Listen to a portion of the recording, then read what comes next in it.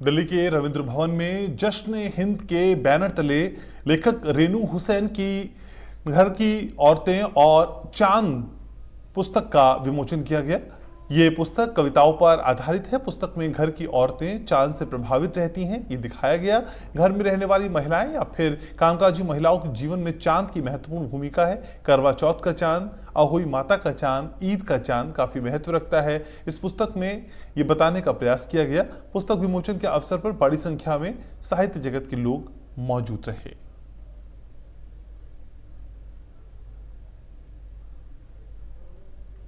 तो कविताओं पर आधारित ये पुस्तक है और इस पुस्तक में महिलाओं और चांद के बीच के संबंध को प्रकाशित किया गया।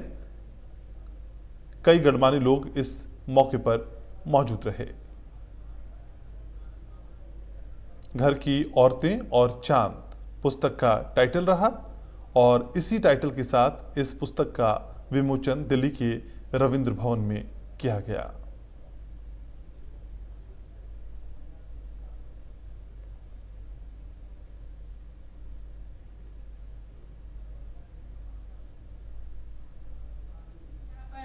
आमंत्रित करती हूँ। कुछ निरंतर हमारी प्रगति होती है, हमारे शब्दों में प्रगति होती है, हमारी कविता में प्रगति होती है। तो बहरहाल रेनू जी हमारे साथ बैठे हुए अभी जिन्हें हम सुनेंगे जब तक वो संचालन ना कर ले अपनी मीठी मीठी प्यारी प्यारी जुबान में बैठे। नाम तो ऐसे आया कि क्योंकि मैं अपने आप को चांद से काफ़ी रिलेट करती रहती हूँ, तो मुझे ऐसा लगा कि हर औरत इसी तरह रिलेट करती होगी।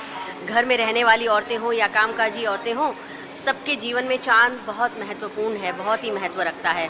क्योंकि ईद का चांद हो या करवा चौथ का चांद हो, हमारे त्योहारों का चांद हो, अहोई माता का के दिन का चांद हो, दिवाली का हो, तो मतलब हर उसमें चांद ज़रूर होता है। और अगर त्यौहार ना भी हो तो भी चांद बहुत इम्पोर्टेंट है। कभी कभी औरतें या एक औरत जो अकेली बैठी है घर में या काम उसके ख़त्म हो गए, उसके बाद वो किससे बात करे।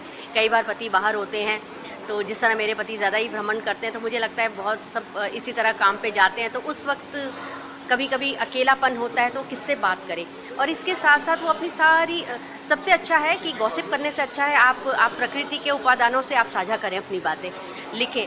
तो शीर्षक तो इस तरह से मन में आया और इसमें उन सब औरतों की कहानी है, उन सब औरतों की बातें हैं जो घर में बहुत सशक्त हैं। दरअसल वो मतलब ऐसा नहीं है कि वो घर में बैठ के काम नहीं करी, पूरे समाज का दारोमदार उनके ऊपर है। क्योंकि बच्चों को संस्कार देना, शिक्षा देना, पढ़ाना, और उससे समाज बनता है, उससे उनसे परिवार बनता है, देश बनता है।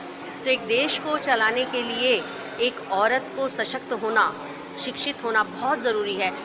तो ये विचार औरतों के मन में चलते ही रहते हैं कि क्या नया करें। तो कुछ कभी वो हारती है, कभी जीतती है, और इस तरह से वो अपने सिद्धांत खुद बनाती रहती है।